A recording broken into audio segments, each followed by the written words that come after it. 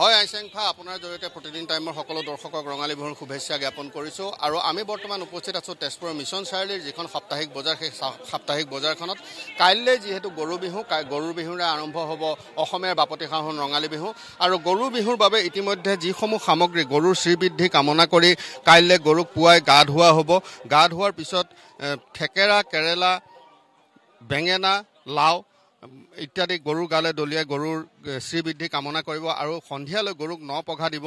ন পঘা দিয়াৰ সময়তে সেই সময়ত গৰুৰ যি জাক দিব যি জাক দিয়া হয় সেই জাগত তেওঁলোকে এই তৰাপাত যি আছে সেই তৰাৰ পঘাৰ ভিতৰত সোমোৱাই নতুন পঘা গৰুক দিয়া হ'ব আৰু বিশেষভাৱে যি গো পূজা কৰা হয় অসমীয়া সমাজৰ যি এক পৰম্পৰা কৃষিজীৱী সমাজৰ এক পৰম্পৰা যে গৰুৰ শ্ৰীবৃদ্ধি কামনা কৰিয়েই যি গৰু বিহু আৰম্ভ কৰা হয় আৰু পুৱা গৰুক স্নান কৰোৱাৰ পিছত কেৰেলা থেকেৰা ইত্যাদি গৰুৰ গালে দলিয়াই শ্ৰীবৃদ্ধি কামনা কৰিব আৰু দীঘলতি মাখিয়তী পাতেৰে গৰুক কোবাই গৰুৰ শ্ৰীবৃদ্ধি কামনা কৰিব আৰু আমি জানিবলৈ চেষ্টা কৰিম যে একোটা থেকেৰাৰ দৰ যিসমূহ ইয়াত দেখুৱাইছোঁ একোডাল তৰাৰ দৰ 20 টকালৈকে উঠিছে।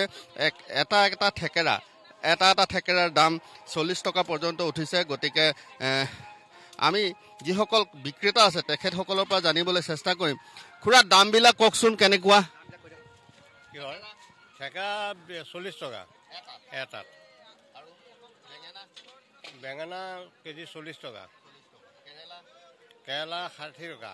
মাখিয়তীবিলাক কিমান দাম? মাখিয়তী এটা আছে 20 টকা, এটা আছে 10 টকা। সৰু এইটো হিচাপ নাই, এনে বান্ধি দিছে আৰু 4-5 ডালমান আছে ধৰ। পঘাবিলাক কিমান দাম? পঘাবিলাক 20 টকা এডালত। মুখ চব একেই সমান দাম।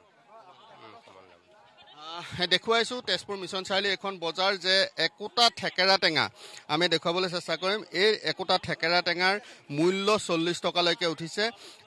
যোৱাকালি বা ইয়াৰ পূৰ্ব বজাৰখন এটা থেকেৰাৰ মূল্য আছিলে 10 টকা, প্ৰায় 8 টকা, কিন্তু এই মূল্য আজি যিহেতু উৰুকাৰ বজাৰ কাইলৈ গৰু বিহু গতিকে থেকেৰা আৰু বেঙেনা কেৰেলা এই তিনিটা বিশেষভাৱে এপোৱা হালধিৰ দৰ আজিৰ তাৰিখত 30 টকা, 120 টকা কেঁচা হালধিৰ দৰ উঠিছে। গতিকে আমি সামগ্ৰিকভাৱে বজাৰখন দেখুৱাইছোঁ যিহেতু কাইলৈ গৰু বিহুৰ দিনটোত